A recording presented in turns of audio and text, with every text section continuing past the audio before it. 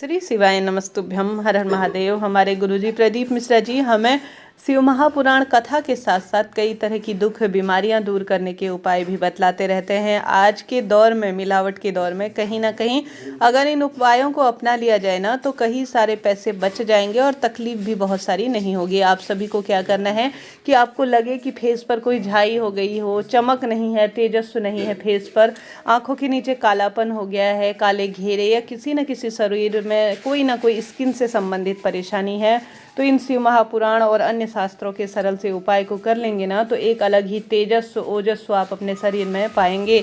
आजकल भागा भागी और देखा देखी के ज़माने में कहीं ना कहीं हम सभी अपने आयुर्वेदिक जो ज्ञान है, विज्ञान है, उसे भूल गए हैं, जिस कारण से कई दवाइयों के चक्कर में हमें भटकना पड़ता है।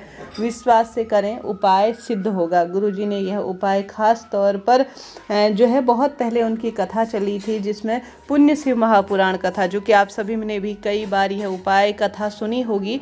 एक बार गुरुजी की पिछले साल की बात है, आप सभी ने, कई भक्तजनों ने सुनी हो तो मुझे ज़रूर से बताइएगा। मैंने भी सुनी थी, उसी में से यह कथा में से नोट करके लाई हूँ। आप सभी को यह उपाय आपको शारीरिक परेशानियों से मुक्ति देगा। कैसे करना है ध्यान से सुनिए। गुरुजी कहते हैं आप सभी को विशेष तौर पर रुद्राक्ष लेना है। रुद्राक्ष आप जो है कुबेरेश्वर धाम का भी ले सकते हैं, साधारण सरल तरीके का जैसा भी है वह आप रुद्राक्ष ले लीजिए। गुरुजी कहते हैं रोज जो है आप आवश्यक रूप से रुद्राक्ष को जल के लोटे में डालकर अगर शिवलिंग पर समर्पित कर कर उसका जल लाकर कुबेरेश्वर महादेव के नाम से पीना शुरू करते हैं। और जिस स्थान पर परेशानी है, जैसे फेस पर झाइयाँ हैं, आंखों के नीचे कालापन है, या शरीर में कोई सफ़ेद दाग इत्यादि हो गए हैं, उस स्थान पर रोज लगाना शुरू कर देते हैं ना तो आप सभी को निश्चित ही जो है उस स्थान पर कुबेरेश्वर महादेव की कृपा से रुद्राक्ष मिश्रित जल से आराम आना शुरू हो जाएगा। कर देखिएगा, लाभ आपको मिलना ही है। प्रथम उपाय यह हो गया। बात कर लेते हैं दूसरे उपाय की, जिसमें दूसरा उपाय बहुत कारगर है, बहुत सिद्ध है। गुरुजी कहते हैं आप सभी को 21 की संख्या में जो आम के पत्ते होते हैं ना, 21 की संख्या में, 21 की संख्या में ले लेने हैं। आम के पत्ते को सुखा दीजिए। सुखाने के बाद या आप सूखे हुए ले लीजिए 21 पत्ते और उन्हें जला लीजिए। जलाकर उन्हें भस्म के स्वरूप में कर लीजिए। भस्म कैसे बनती है, आप सभी 21 आम के पत्ते किसी भी स्थान पर जला लेंगे। जलाने के बाद आप सभी देखेंगे कि आम के पत्ते जलकर भस्म हो गए हैं और उसमें राख हो गई है। अब राख को किसी भी सफ़ेद कपड़े में या किसी भी साफ सुथरे कपड़े में छान कर किसी भी कटोरी डब्बे में थोड़ी सी भस्म बना लीजिए। भस्म बनाने के बाद श्री शिवाय नमस्तुभ्यम कहकर शिवलिंग पर आपको चढ़ा देनी है। शिवलिंग पर इस भाव से चढ़ाएं कि यह प्रभु का अपने आप में एक अभिमंत्रित प्रसाद है, जिसे प्राप्त कर कर महादेव प्रसन्न हो जाएंगे और आपके जीवन में खुशियां भरेंगे। जीवन में जो परेशानियां चल रही हैं, जो शारीरिक विकृतियां हैं, उनका पूर्ण रूप से नाश होगा।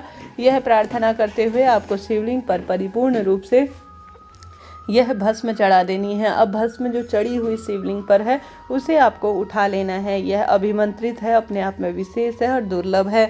अब यह भस्म आपको आम के पत्ती की भस्म चढ़ाकर घर ले आनी है। घर लाकर किसी डब्बी में भर लें। गुरुजी कहते हैं गौ माता का साफ स्वच्छ घी आप सभी को आम के पत्ते की जो भस्म है शिव पर चढ़ी हुई, उसे थोड़ा सा मिलाकर लगा लेने से, जैसे झाइयाँ हैं, जिस स्थान पर कहीं पर आँखों के नीचे काला घेरा है, कोई फोड़े, फुंसी, पिंपल इत्यादि हो गए हैं, शारीरिक कोई भी विकृतियाँ, चमड़ी सफ़ेद पड़ रही हो, उस स्थान पर लगा लेते हैं। घी जो कि गौ माता का होना चाहिए। श्री शिवाय नमस्तुभ्यम मंत्र का जाप कर कर तो फिर देखेंगे आप कैसे आपके शारीरिक परेशानियाँ छूट रही है और सब कष्टों का निवारण हो रहा है। करके देखिएगा, महादेव के स्वरूप में आपके खुशियों के भंडार भरेंगे। परंतु विश्वास रखें, जहाँ विश्वास है वहाँ मेरे महादेव हैं। अपने आप में सरल कार्य है, परंतु इसके लाभ अनगिनत है। गुरुजी के पास लाखों हजारों पत्र ऐसे आते हैं जिन पर साफ स्पष्ट तौर पर लिखा हुआ होता है कि आपके इस उपाय से मुझे अनंत लाभ हुआ है। कैंसर तक की बीमारियां इन सरल से कार्यों को करने से ठीक हो जाती हैं। कर देखिएगा, लाभ मिलेगा। इसके साथ साथ एक तीसरा उपाय है। यह उपाय भी जैसा मैंने पहले ही बताया सारी विकृतियों के लिए आप कभी भी किसी भी शुभ दिन में कर सकते हैं, कोई दिक्कत की बात नहीं है। आप जानते होंगे शिवलिंग पर चंदन का लेपन किया जाता है। प्राचीन काल से ही अप्सराओं को रानी, महारानी और सभी जो है विशेष रूप से उपटन के स्वरूप में चंदन का प्रयोग करते थे। तो चंदन का आपको प्रयोग करना है। चंदन आप लाल चंदन ले सकते हैं, सफ़ेद चंदन ले सकते हैं, इच्छा आपकी है। आप सभी को थोड़ा सा शहद और चंदन लेकर चले जाना है शिव मंदिर। शिव मंदिर दूर है तो घर के भी शिवलिंग पर आप कर सकते हैं। घर के शिवलिंग में माता अशोक सुंदरी का स्थान है तो इस स्थान पर आपको करना है। गुरुजी कहते हैं 7 टिक्की अर्थात 7 बिंदी आपको चंदन की माता अशोक सुंदरी के स्थान पर सबसे पहले लगानी है। आप सभी जानते होंगे माता अशोक सुंदरी का स्थान जो कि शिवलिंग पर एक मोटी सी लाइन होती है, वह स्थान माता अशोक सुंदरी का स्थान कहलाता है। उस स्थान पर आपको 7 बिंदियां चंदन की लगा देनी है और साथ के साथ जो शहद है उसका लेपन शिवलिंग पर पूर्ण रूप से कर देना है। बैठकर श्री शिवाय नमस्तुभ्यं मंत्र का जाप करना है, दीपक प्रज्वलित करना है, गोल बाती का घी का प्रभु स्मरण करना है और अपनी मनोती महादेव से कहनी है कि हे महादेव, जीवन में मेरे परेशानियां चल रही हैं, रोग कष्ट दुख बीमारी हैं, आप इन्हें शुद्ध करें, सही करें कहते हुए जो है आप सभी जो माता अशोक सुंदरी के स्थान पर लाल चंदन या सफ़ेद चंदन की 7 बिंदियां बनाए हुए हैं उनमें से थोड़ी थोड़ी सी मात्रा अपने साथ उठाकर कटोरी में लाएं। थोड़ा सा चंदन भी जो शिव पर चढ़ा हुआ है वह लाकर एक कटोरी में भर जो है थोड़ा सा मात्रा में रख लीजिए।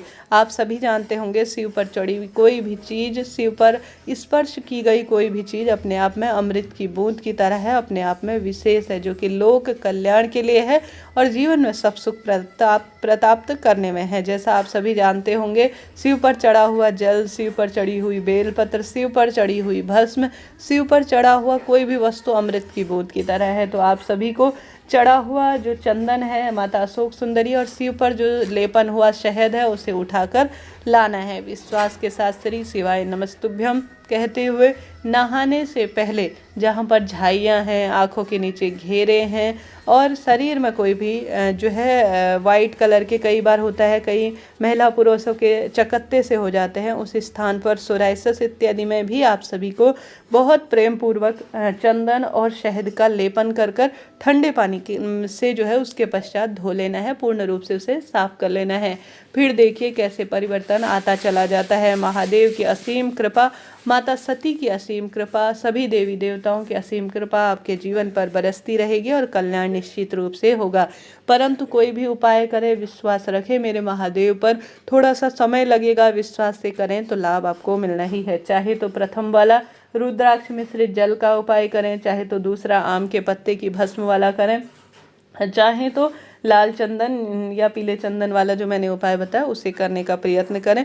थोड़ा सा समय लगता है किसी भी कार्य को पूर्ण होने में। गुरुजी कहते हैं कम से कम मनोकामना हो या कोई भी उपाय हो सिद्ध होने में 3 महीने का समय लगता है, परंतु काम होता है। विश्वास रखें निरंतर प्रभु भक्ति में और अपने कर्मों पर महादेव किसी न किसी स्वरूप में देंगे। कोई भी चीज़ समझ में ना आए पूछ लीजिएगा, आपका अपना चैनल है, सभी सवालों के जवाब आप प्राप्त करेंगे। कमेंट्स में श्री शिवाय नमस्तुभ्यं जरूर से लिखें।